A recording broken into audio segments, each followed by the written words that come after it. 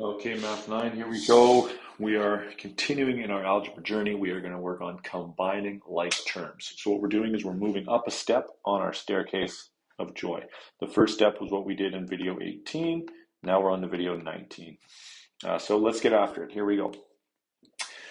When you look at an algebra statement, it's important to look at whether or not the left and the right are simplified already or if they're redundant. And what we're doing here is we're looking at either side of the sign first, okay? So if you look on the left side of this sign, are there things we could group together? And what we mean by that is, if I asked you, what is 3 t-shirts plus 2 t-shirts? It'd be silly for you to not say 5 t-shirts, right? The item, the object matters. If I said, two apples minus an apple, right? What do you have?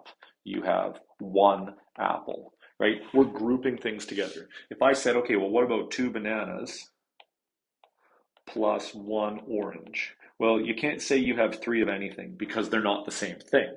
And that's what we're doing here. We're grouping together things that are the same. So here what I have is I have a t term, 3t, and I have a negative 2t. The sign in front of a number belongs to the number. And we can group those things together. What are 3 t's minus 2 t's? Well, they are 1 t. And then here I have a plus 4, and yeah, these are my non-variable terms, so they're just my numbers. Plus 4, plus 5. So that is plus 9. I have grouped that left side together. It was redundant. On the right side, I have nothing I can do, so I'm sitting in this scenario. And what we'll do now is we will get all our variables on one side of the equation. So I want all my t's together, and then I want all my non-t's together. So I'm going to take this negative t, and I'm going to add t, and I'm going to add t. So now I have 2t, and then 2t plus 9 equals negative 3. And now I'm going to subtract 9, and I'm going to subtract 9, because that gets rid of those. And you can see now we're into the lessons we did from last video. 2t equals negative 12, and then divide by 2 to get t to tell me exactly what it is. So we've just added a couple steps to what we're doing. So let's look at, I actually just did this right here. This was the simplified version, and then we finished. So I'll skip through. Here we go again. So I'm going to simplify this in a couple steps here, okay? So first off, where do I see things that are the same? So I'm looking on this side only. Well, I have a t term here, a t term here, a t term here, and a t term here. So if you have a highlighter, this can be super helpful.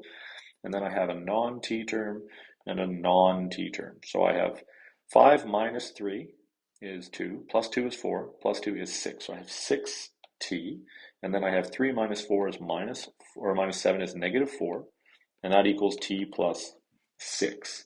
So what I've done now is I've grouped everything together on the left. The right is fine, so now I need to get my t's together. So I'm going to subtract t from this side and subtract t from this side. That gives me 0 t's on the right and 5t on the left. And then I need to, now I'm down to that two-step equation. So add 4 here, add 4 here. That gets my variable almost isolated. And then I'm going to divide by 5 and divide by 5. And I finish with t equals 2. So we're just adding steps to our process. So let's do another. Now in this case, this is the first time we've had to look at both sides. Because on the left, I have 7 minus 2, both r's, gives me 5r. And then I have 5 minus 4, which gives me plus 1.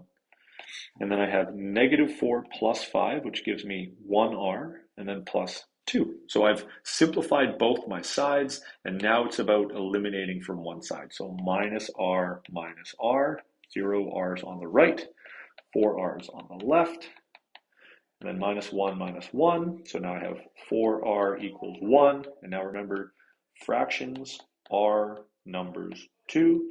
So be comfortable with the answer, r equals 1/4. So let's look at one more. This one's big and scary. And then we're going to look at an interesting scenario. So again, it helps to isolate pieces first. So where are my variables? 1, 1, and 1. Oh, and another. Okay, so I have negative 3 minus 2 is negative 5, plus 9 is 4, minus 1 is 3r, and then 5 minus 7 is negative 2, plus 3 is positive 1. So that is that side grouped.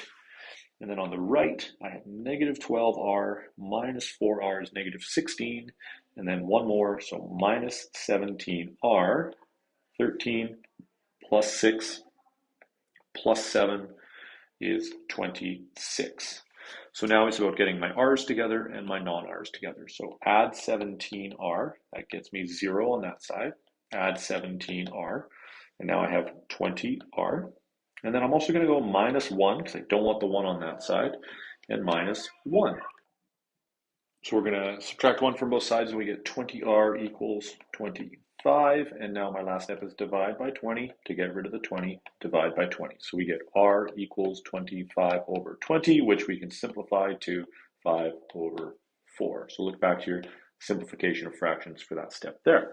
So one last thing I want to mention here. Here we have two special situations that you're going to come across as you work through the workbooks. One is what I call forever balanced, and the other is what I call never balanced. And it's important to distinguish the difference.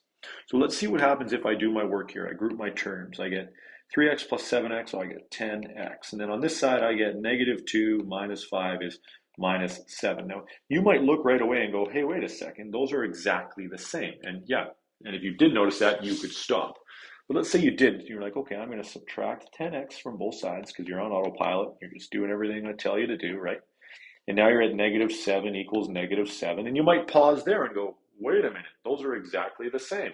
That would be good. But still, let's say you're on autopilot and you're like, okay, now I'm going to add 7 to both sides. And now you get 0 equals 0. That's great, because is 0 equal to 0? Yes. Is 0 always equal to 0? Yes. Does it matter what x is? No. In this case, the equation started off balanced. Okay, so what that means is there's no specific value of x that will make it balanced. What that means is that x can equal anything. Okay, we say there are an infinite number of solutions. So when you get to this scenario, it means you have an infinite number of solutions. X is anything. So on the flip side to that, what if we group our things together here and I end up with, okay, I have 2r plus 3 equals 2r minus 3. Well, here we got a difference. So now I go, okay, minus 2r minus 2r. Now you get 3 equals negative 3. And if you look at that and go, well, that doesn't make sense.